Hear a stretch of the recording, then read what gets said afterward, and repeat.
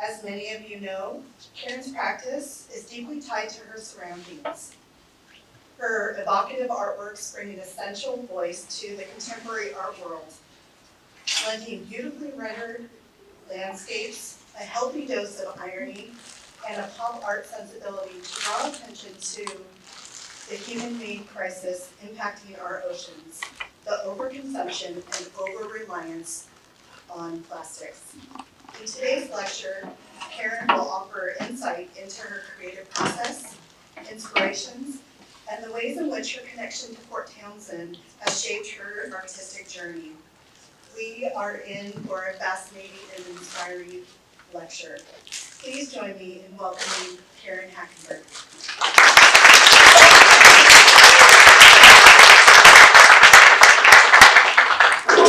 Hi everyone, and thanks for coming. And I guess I'll just get started. I want to thank the museum for hosting my show. It's just been a wonderful experience.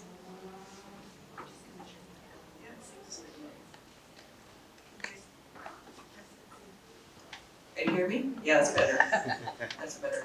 This one's better. So I'm going to talk quite a bit about my past and how I got to do working on this body of work, because I get asked a lot, pretty often, why did I decide to start doing environmental art, and how did I get started? And what I've realized over the years, it did not come out of nowhere. It's not like something that had just popped up and environmentalism became popular and I decided to go for it. It has been a vein in my life all my life. So to get started with that, I'm going to introduce you to the time period that I grew up in. I was born in 1955. Years later, and I'm starting with this slide because it's kind of an overused reference, is the Graduate movie when young Dustin Hoffman is being lectured by a businessman that he should get into plastics. And I find it really ironic, like when he says, there's a great future in plastics, when you think what's happened with plastics as illustrated in this first image. And if we only knew then what we know now. So as I said, I was born in 1955. This is an article in Life magazine from that year, and it's celebrating a throwaway living and how everybody was really excited that it was going to be a labor-saving concept. I think that it was post-war, everybody was really excited about a growing economy. In this photo shoot, most of the items in that shoot are paper, but plastics were well on their way to taking over. I think it was 1946. Actually, just back up a little bit.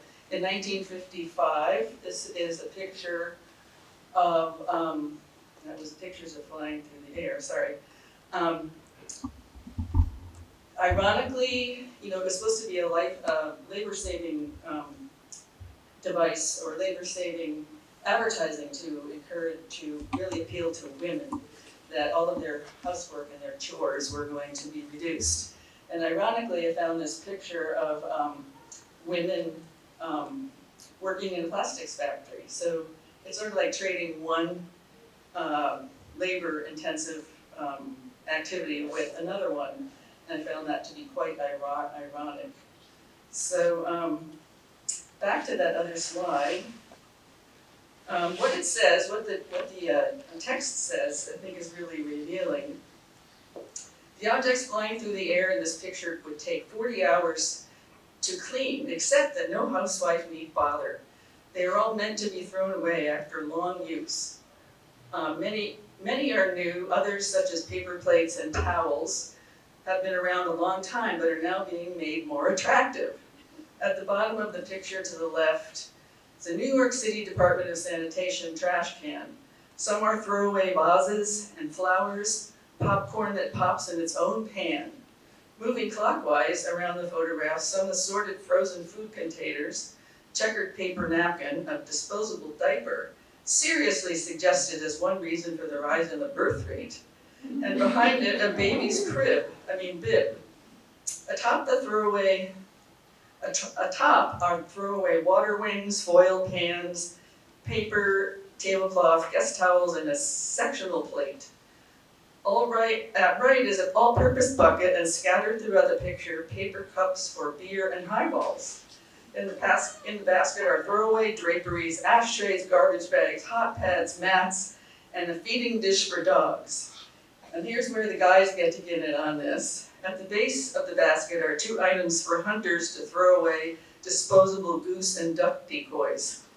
So this is all about, most of the items are plastic, but we were really on the verge, as I learned growing up, of the plastic generation. So that whole concept of throwaway plastics, throwaway living, was really embedded in the culture since then. And I also think that as a nation on the move with cars being developed, I think that the fact that we're people on the move, people wanted portable items to hold food while they were traveling the country, which even increased, I think, the market for plastics.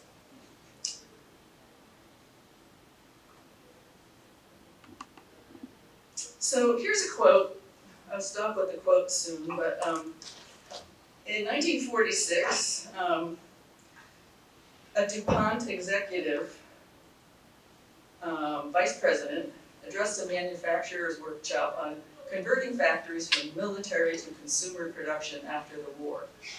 Business would be good, he predicted, due to a great backlog of unfulfilled wants, satisfying American consumers' desire for cars, washing machines, radios, and other products would create an upward spiral of productivity, raising the standard of living, increasing the national income, and making more jobs.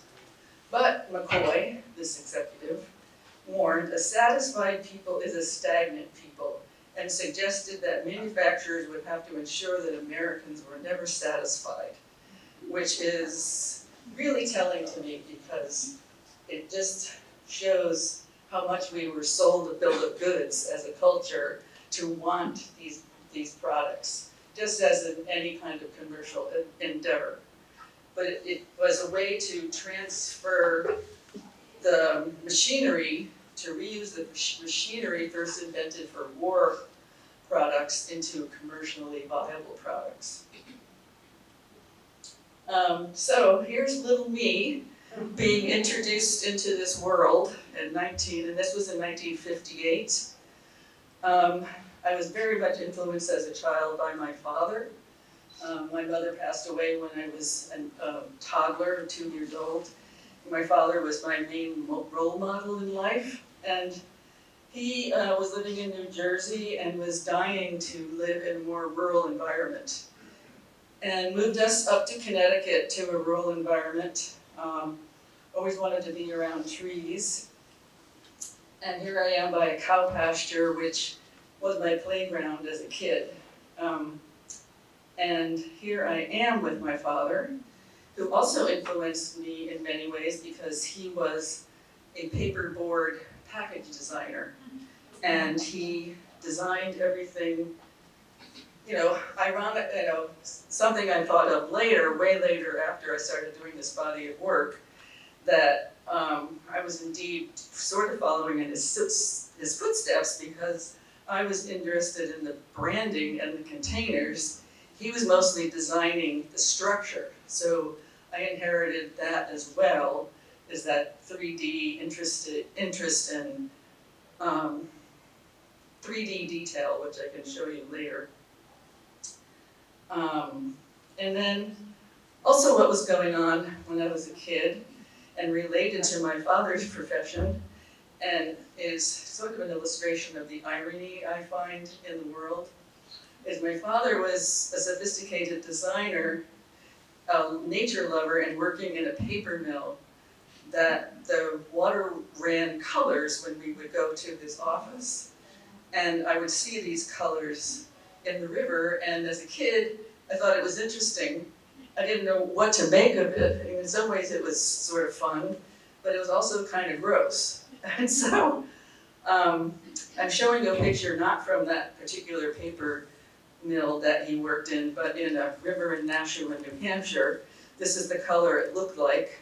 And in the 1960s, there was a woman named Marion Stoddart, who was sort of a one-woman show at first, who became an activist in cleaning up the Nashua River, which became a decade-long project of enlisting other women and other people to clean up that river, which now, as are many rivers in New England and in Connecticut where I grew up, have been cleaned up. And I find it very interesting, the sexism. She's referred to as Mrs. Stoddart, Mrs. Hugh Stoddart, which we would not have in today's world. She was, she moved to this area because of her husband's job, was looking for a passion of her own and came up with this, and she continued to work in this vein for the rest of her life. So I'm telling you all this because it's sort of the context of what was in the air as I was coming of age. Clean Water Act was passed in 1972, but it took decades for anything to be acted on that endeavor. Here's pictures of me with my brother and boyfriend. I was a wannabe hippie. I was too young for that and probably too timid to be an actual hippie. That's just more context. In 1962, a seminal book by Rachel Carson came out, Silent Spring, which talked about the devastation of DDT being used to eradicate insects and the effect on wildlife, particularly bird species, one of which was the American eagle. That was a huge inspiration for the environmental movement. And I was surprised to find in the other slide, I remember this image from when I was a kid, but I hadn't remembered until I looked it up. It was a pretty frightening image. And people were really getting activated and serious about this, but what I was really surprised about is that it was put out by the EPA. It was their first year in existence, and I don't think the EPA would be putting this sort of image out today, especially with current politics. And then my last image about that is the first Earth Day in New York. All over the country, people were in the streets for Earth Day. In some ways, it's like that now, but it's become more absorbed into a general holiday kind of event. But just as a side, in terms of context for the childhood, you can see an article about the Cambodian crisis in connection with the Vietnam War. Onward to, skipping through all sorts of things, art school. I went to Rhode Island School of Design, mostly focused on life drawing. Was doing a lot of self-portraits, and I was doing paintings that explored backlit artwork. Like this one drawing of one of the models named Charlie, who was a favorite model at RISD, Rhode Island School of Design. And here's a picture of me in my studio working on a painting where the backlight was coming around the figure and kind of eroding some of the sides. It was something that I found fascinating, and when I moved to San Francisco years later, I continued working on that a tad and really responded to the work of Nathan Oliveira. But while still at RISD, I did a semester in the Delaware Water Gap, which was part of the Union of Independent Art Colleges, where we got to study for a whole semester using our tuition from the art college to pay for a program called Artists for Environment. And the fellow who started it brought artists from all over the world, but mostly from New York, to come out and paint alongside us. They weren't teachers, they just came and worked with us. We lived in an old farmhouse that was bought by European Russian immigrant dance company, and slowly over the years converted into, it was empty and it was converted into this artist residency. It was in the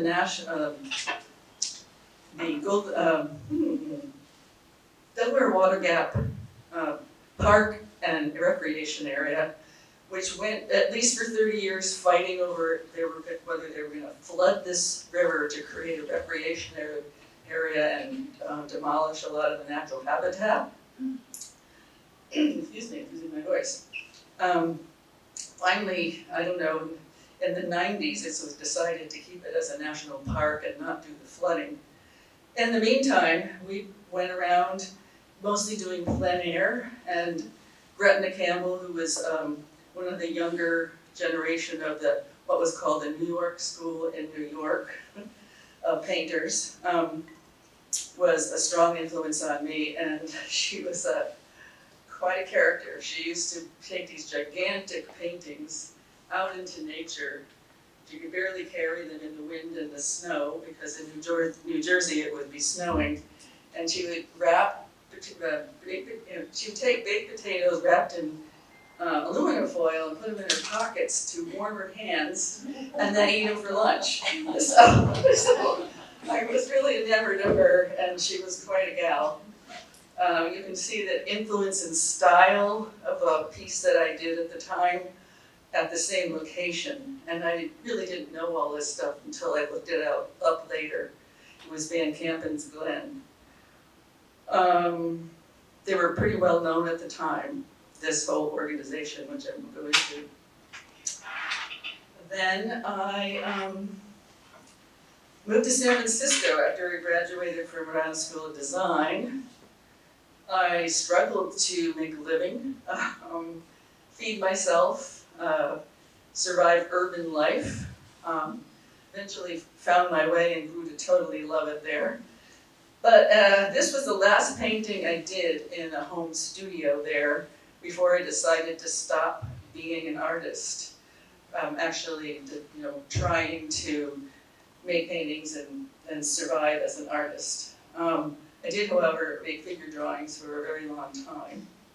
This was a painting very much influenced by Nathan Oliveira, as I had mentioned, a popular artist in the Bay Area. Self-portrait, interested in the light coming from behind an object. Then one of my professions, I always managed to get involved in professions that had some creative aspect. And I became an architectural model builder with no experience. I did that for 6 years. It was a machine shop. We worked entirely with plexiglass. We also did some product design items for advertising. But many of the models we made were for huge architects and architectural firms that build huge projects all around the country. Very sophisticated, very expensive. But this was a smaller project that I thought kind of symbolized some of my angst about urban living, and having grown up in a small town in Connecticut and watched some of the farmland slowly get eroded by construction, I found, working on this particular laser cut elevation model for situating this development, I found it kind of angst-ridden. And I never really forgot that. It's a little piece in my progression as an artist or in a profession, but I never really forgot it.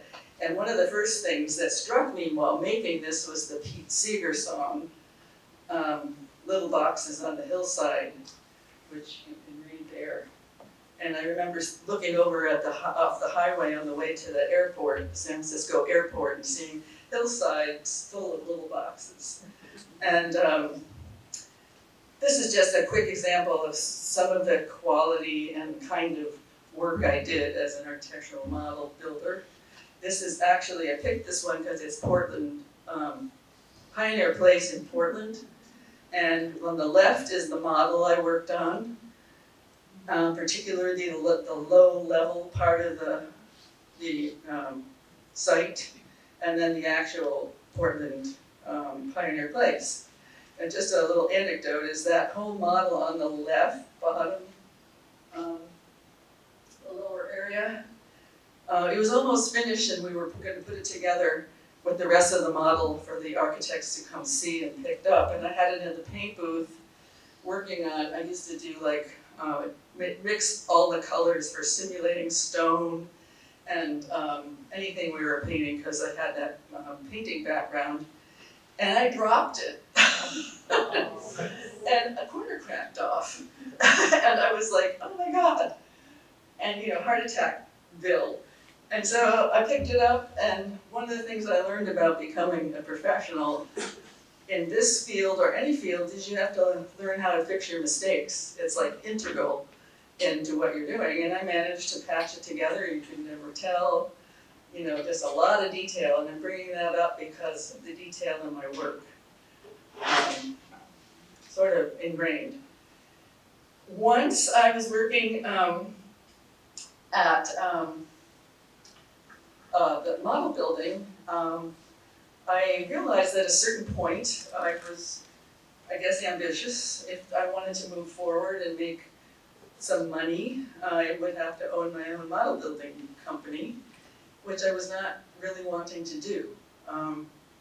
I found out about, speaking with my late husband, he was interested in fabric design, but never really did anything with it. And I found out about Pacific Basin School of Textiles in Berkeley, and I decided to go back to school along with working full-time as a model builder. And that was really quite interesting. It was all hands-on, learning how to do repeat patterns, silk screening, mostly working with soft materials, color, and women, whereas the model building, just coincidentally, was mostly men, although there were a few of us women.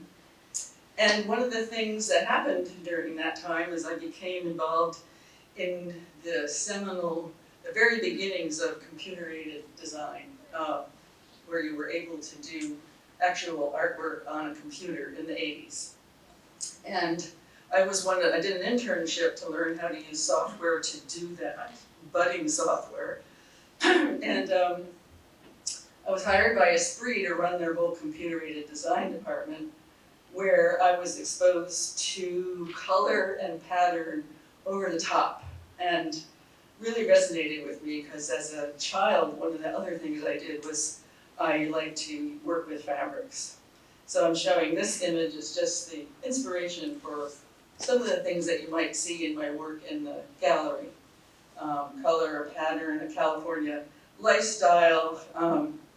The other thing about Esprit was they were extremely environmentally conscious, socially conscious. All of their advertising and even the labeling in their clothes talked about women's right, the vote, environment. And Duff Tompkins, the fellow in the middle, was one of the driving inspirations in that. And when he sold the company, he used a lot of his profits to save millions of acres of wilderness in Chile and Argentina with the Tompkins Conservation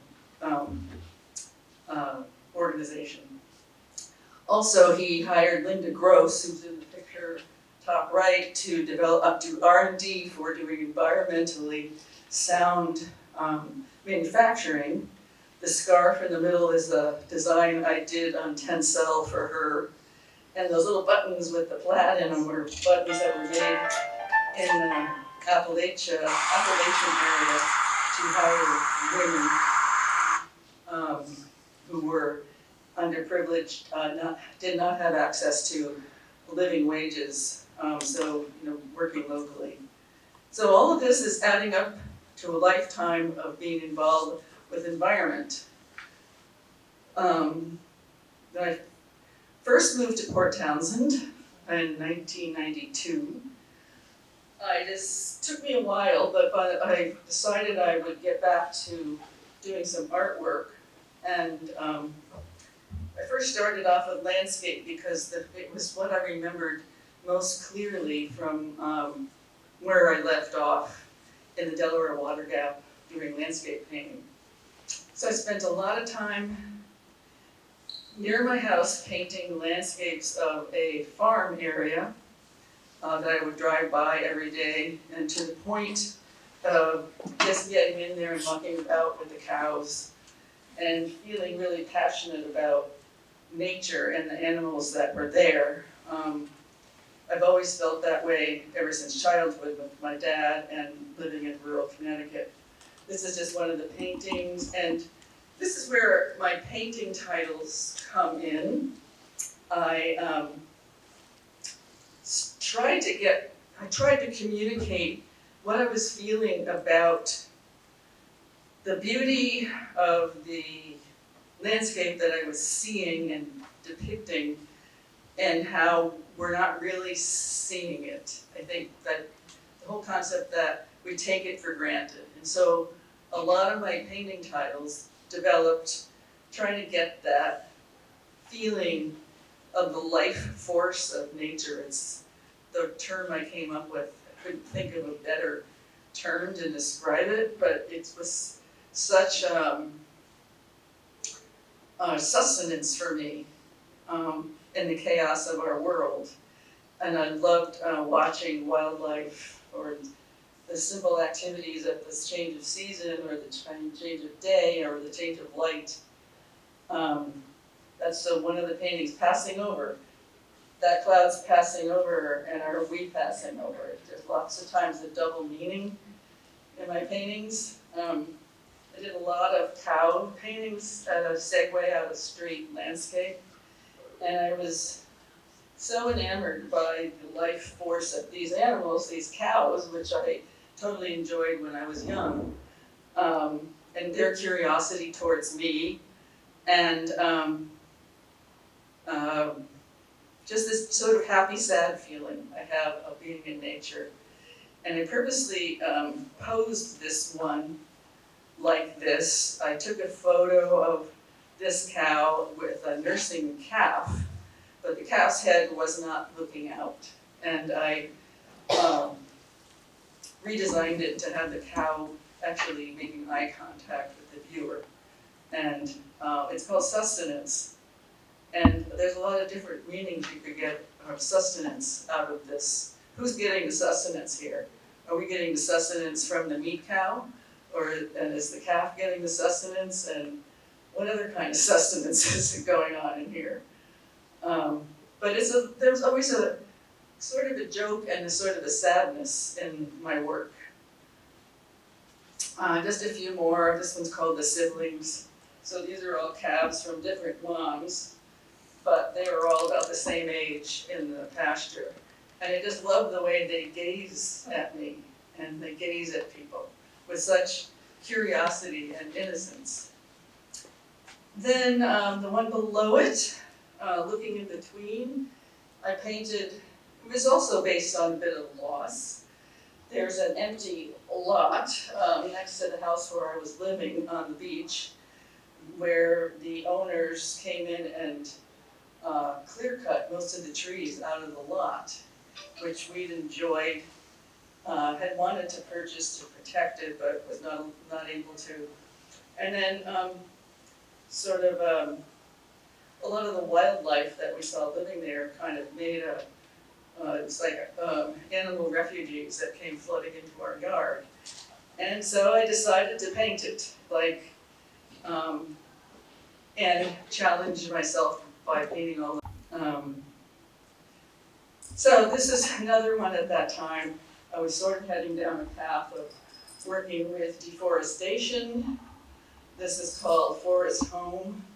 I bought this antique frame, vintage frame, and I loved it, but I also was feeling like somehow had an ironic context that, long story, but I decided to make a clear cut. Like what's happening to the clear cut is to make structures for ourselves, happening in the clear cut. Then I started working with matchsticks. Just had sort of a lot of this work comes up just from an intuitive stream of consciousness. And I started making sculptures out of matchsticks.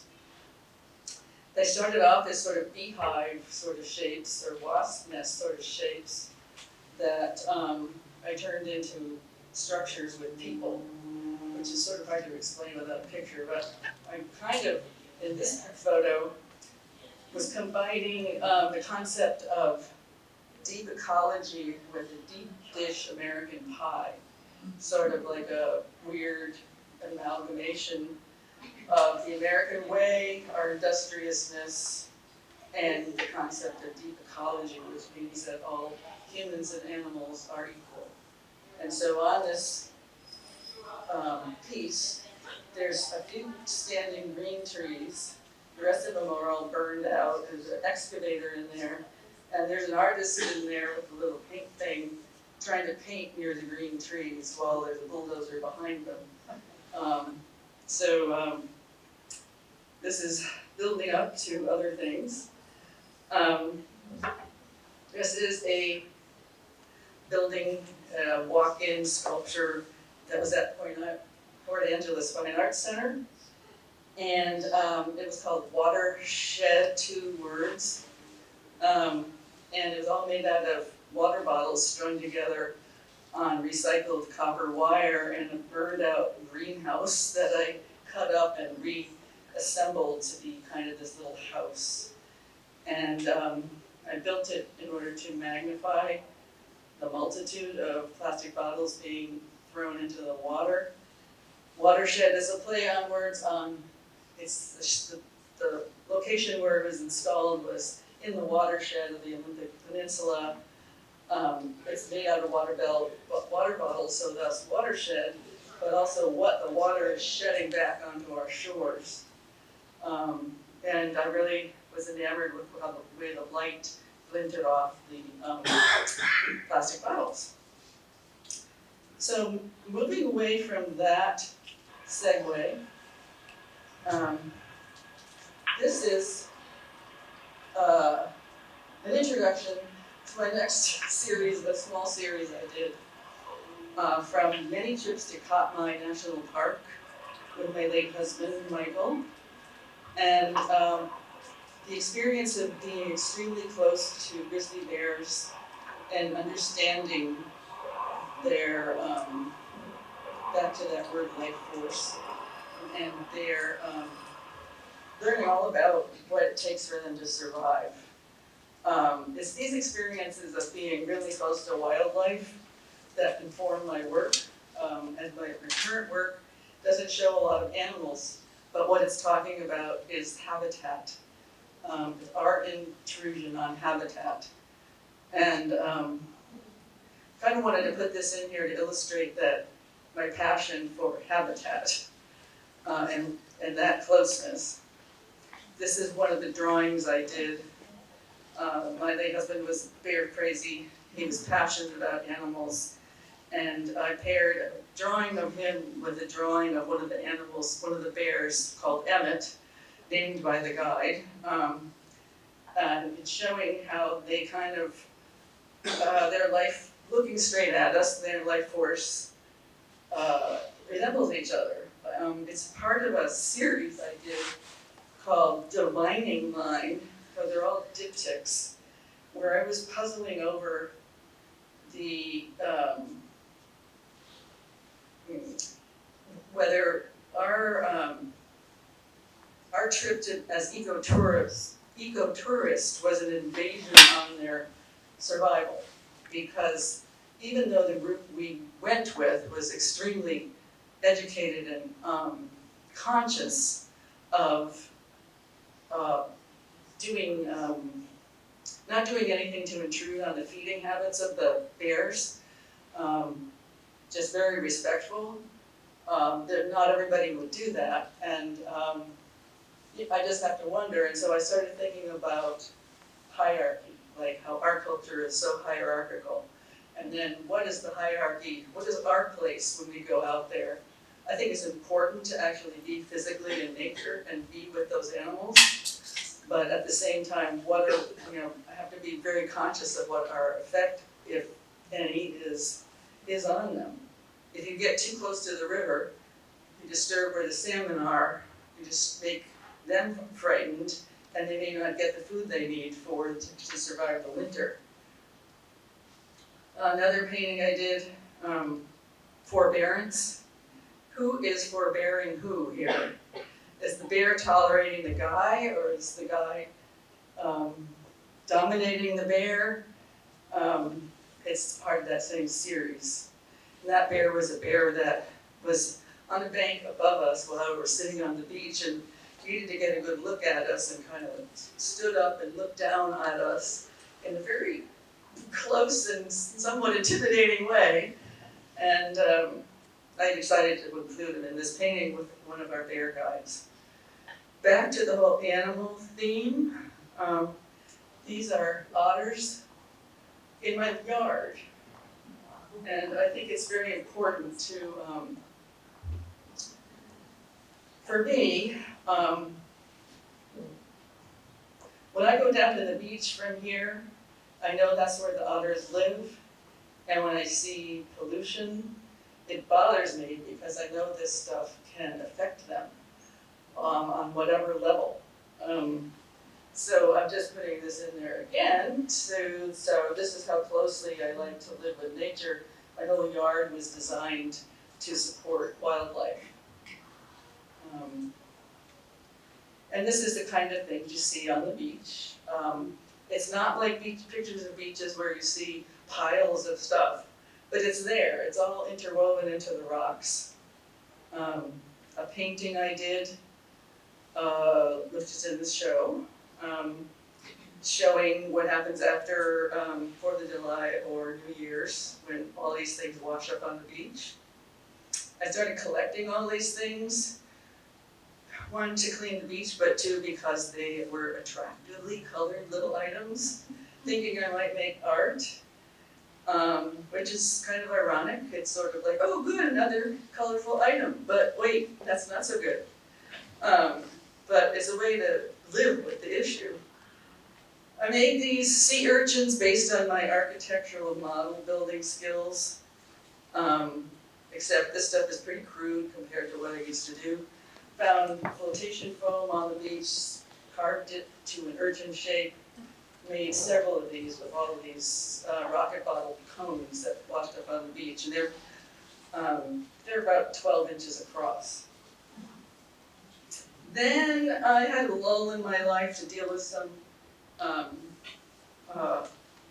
life issues, and when I got back to trying to paint again, I was collecting those bottle tops and I found this Tide bottle. And I first was just going to leave it there and bring it back to my studio or the garbage. And then I realized, oh wait, it says Tide on it, it's a low tide. And the initial painting I did before this one, there was a red tide. And I said, there's something here. I'm just going to plop it in the middle and take a photo and make a painting of it. And I don't know why, and I don't know if it made any sense, but I did. And that was the very beginning of this whole body I've been working on since 2009. You can see the first one in there.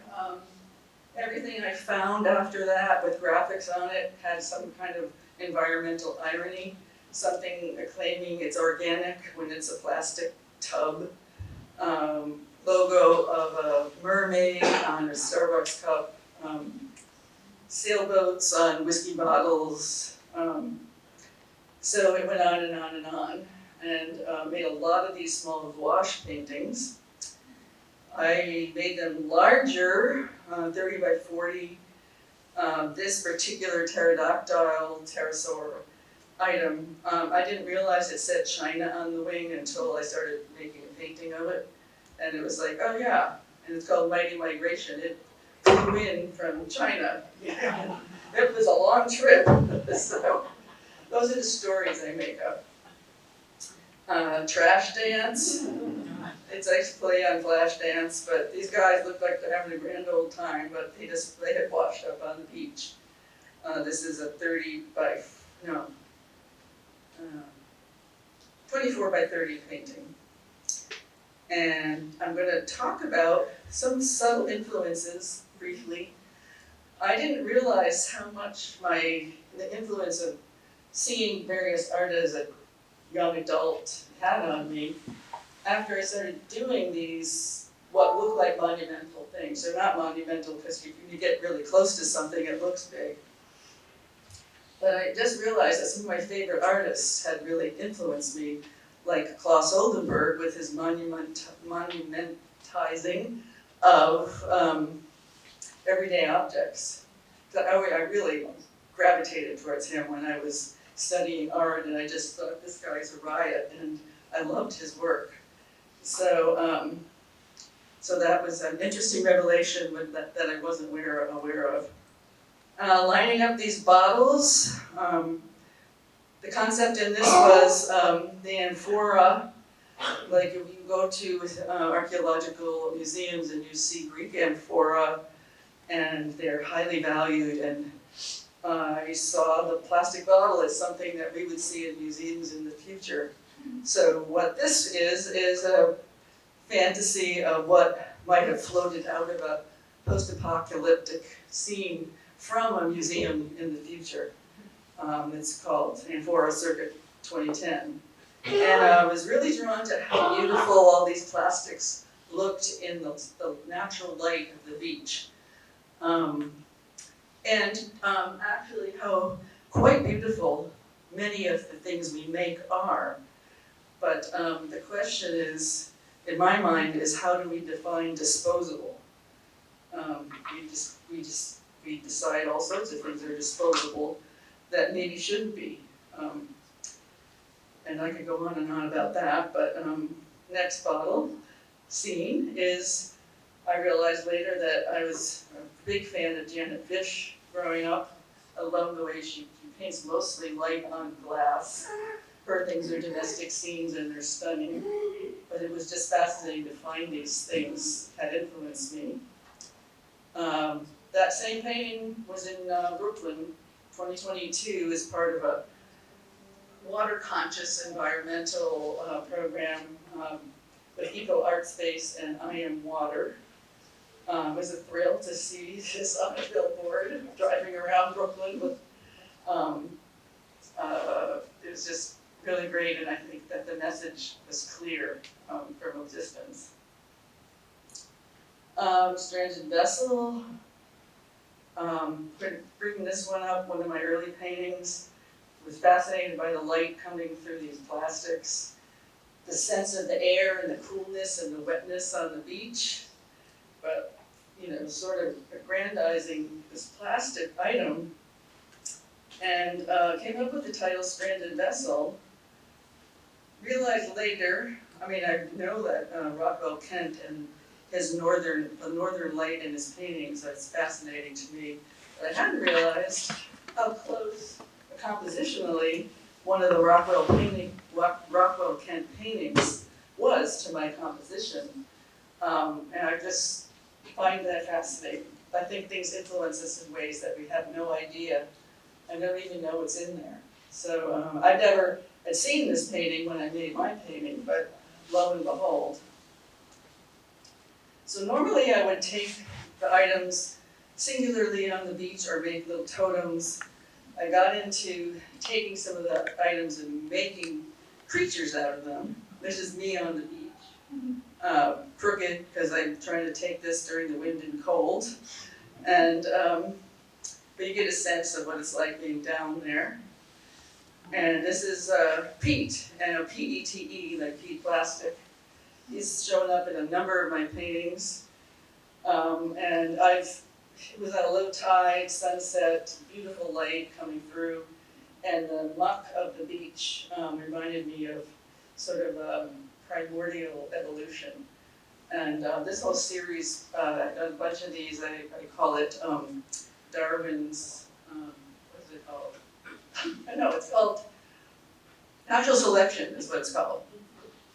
So thinking of this dog crawling out of the water, sort of like that whole concept of the missing link, which is not necessarily currently believed. But, and this is theory of evolution.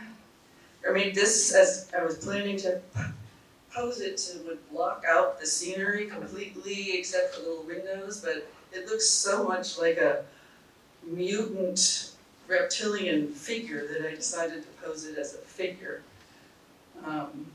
And I really enjoyed painting the details on those bottles. That's where all those architectural model skills came in, with being fascinated with detail. These are just more in the series, as above, so below. What we have on top of the water ends up in the water. And of course, trolling Jeff Koons, whose stuff is strictly commercial, whereas mine is a take on what we're doing with our commercialism. Natural science lithographs were inspiration for my own lithographs of plastics masquerading as sea life. So this is supposedly edible sea life, called frutte di mare, the Italian word with fruit of the sea, food. And you'll see those in the show. I did a series of series of narratives on the beach. And I would do these very intuitively. These narratives, like I posed things, I wasn't actually sure what the interactions were supposed to be about, but there was a struggle going on.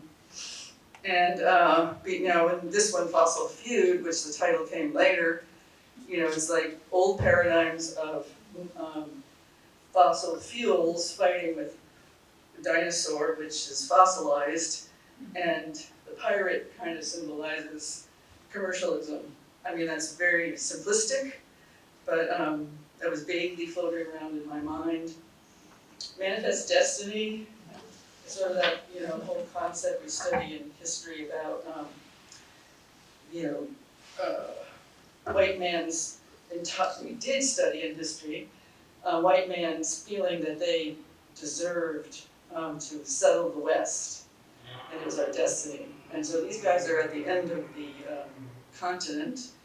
I added the crab in there, so I was going to talk a little briefly about how I use photographs, but I combine them. I take like 30 or 40 photographs, and then I'll add things from one to the other. In this case, this is the photograph. People say my photos look photographic, but they really are more photographic than the photographs I use.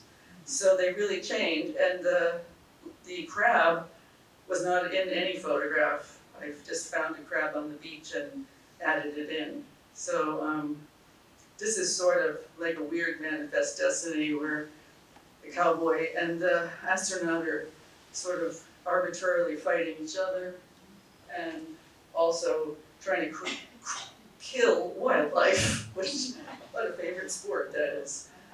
Based on, I call them history paintings because it reminded me, after the fact, of all those paintings of people's, narratives about, Washington crossing the Delaware, or, people settling the American West, or whatever part of the world they're settling or conquering. And so I just realized that I was really doing sort of a modern day history painting, sort of fantastical. This is how I set up some of my objects in order to take photos to paint them. The jerry-rigged, glue together the plastics, hang them off the arm of a tripod. They blow in the wind, and I take a million photos, and then I work with them, rearranging them. There's the painting, the floating world. Then, after the fact, remembered studying art history. Can't believe, color-wise, how close that is. I'd never seen this painting, Vasily Kandinsky, which I was well aware of. I realize I'm running a little late here, so I'm going to zoom through these. This is just a quick show of some of my textile designs I did years ago. Just introducing you to the next series. It's really random, but it shows the history of how I got into what I'm doing here. And this work, on natural disasters. I had decided that I wanted to eliminate the sea backgrounds for a while and return to pattern and color in ways that I really appreciated early on.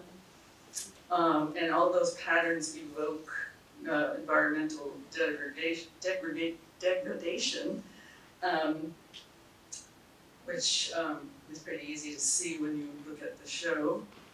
And I'm just going to show you this quickly.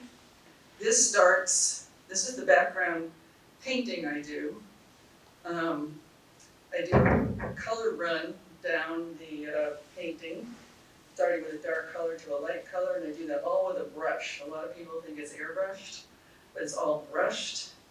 This is a stencil. A lot of people who look at this can't understand what's going on here, but it's an overlay of a stencil on top of that color you just saw. And then I stencil color in there. This is a close-up, so you can sort of see where I stencil it. Take the stencil off, and then I repaint it because it's not fine enough for what I want. And I also have to paint out all the little tabs that hold the stencil together. And this is what it looks like before I paint in the object and before we repair the stencil. This is the final painting, where I really geek out on painting the details of the commercial item. I find in this series, it's interesting that I use commercial techniques to criticize the commerciality of selling products. It just tickles me to do that.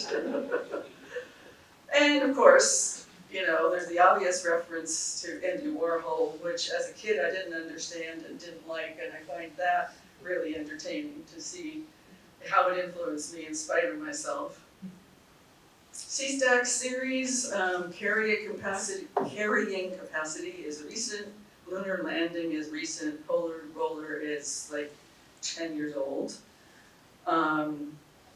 I just enjoyed stacking things, saw them as monuments to our foolishness on the coast. Carrying capacity is an environmental term about how much toxicity an environment can carry without collapsing. Lunar landing is just like a fantasy that these things washed up at night.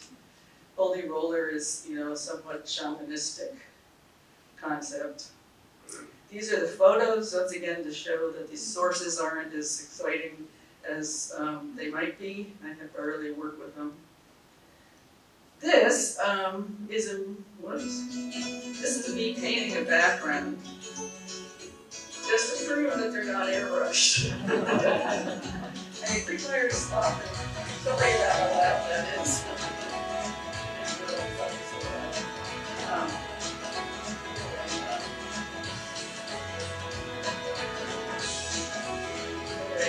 Yeah, so like you go have to code sometimes to get it simple. And it makes it not again, it's like 5 colors, and from light to dark or one color to another, and blend, blend, blend. And then these are the brushes. So I put the paint on with the square brushes, and I do a lot of blending with those, but I also use these fan brushes once it's on there to kind of feather things out. Stenciling, I use a lot of stenciling, so this sort of shows a stencil in the bottom before I painted what surrounds it, and the top is after I've taken the stencil off after painting that blue background. This is a little video that shows how the bottom develops. I'm mostly trying to paint everything around the center figure, and so I can take the stencil off and then work on the middle. That's one with the whole stencil covering it back up after I painted around it. These are stencils, all from all different paintings. I keep them in case I might want them again. And this is a shot of the studio, and I use these white cardstock things that once the skies are done, I don't want to spread paint on them, so I cover them with the cardstock and rest my hand on it. It's easy to damage a perfectly painted sky, so that's what that's about. And this is a quick video. Oh shit, I got it. Sorry.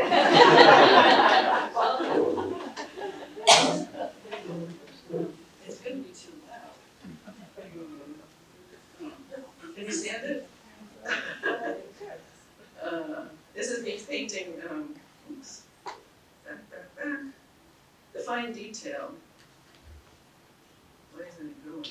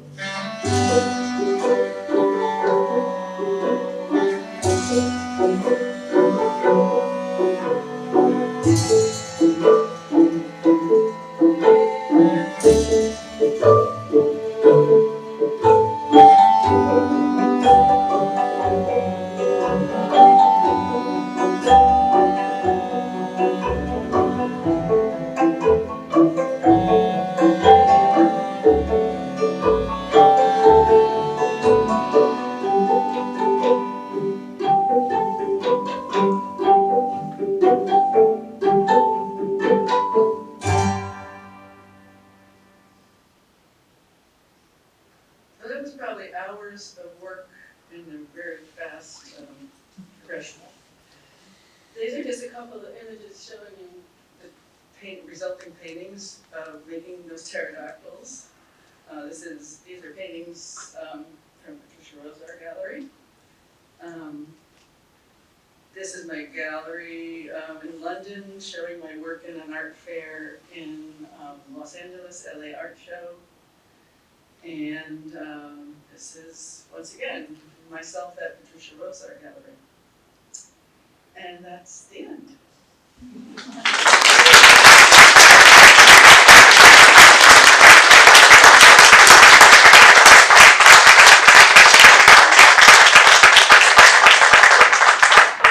gonna take some questions from the groups if you have any questions at all.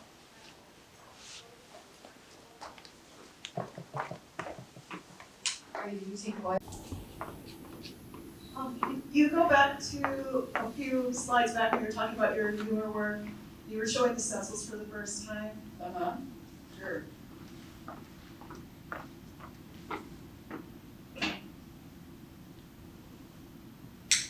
Yeah, that's the one, right there. Is the background crackling all the same color all the way up? Yes. Right? Oh, okay. I was going to mention that, but I was running out of time, so thanks for the question. Yeah, I just love how the color changes. Yeah, you know, I was thinking about that in my way here, and when I in art school studied with a teacher who talked a lot about Joseph Albers and how everything's about context. So glad you're nodding your head because I think it's so delightful. But you put one color against another color, and it looks completely different. You think it's two different colors, or that you painted a progression. The background's a progression, but the stencil's all one color. Great to know. Yeah, sure. I don't need to use mine. Okay. And that's not really a question as much as a conversational interjection. You mentioned coons, and I was wondering if you had ever seen the documentary The Price of Everything. No. I think you would love it Very because good. I also am not like a super big fan of coons. I think he's also like very commercial, and it follows both him and another artist, Larry Coons, super similar name. Yeah. One is very commercially successful and the other is not. Right. And it's the title comes from the Oscar Wilde quote, how people know the price of everything but the value of nothing. Right. And Yeah. I think that you would love it. So. Yeah. I'll check. What's it called again? The Price of Everything. Right. I'll look that up. It's a documentary, yeah. Thanks. But I love your work. Thank you. Yeah. Anything else? What brought you to Port Townsend? Well, that's a really long story. But my late husband was tired of living in San Francisco, in an urban area, and was an avid hiker. And he wanted to in order to get to wilderness, we had to drive 5 hours to get to the Sierras. And so he happened to notice that the Olympic Peninsula, the mountains were right near the water, and I wanted to be near the water. And that's a real simple version, but we fell in love with Port Townsend and made our way there. I would fly back and forth to San Francisco to make a living consulting and working freelance for Esprit de Corps and Levi's, and finally got back to work there. Yeah. Do you have a favorite painting of yours? Of mine that I've done? Whew, that's a hard one. I like this one a lot. When I look at it sometimes, I can't believe I captured that glass so well.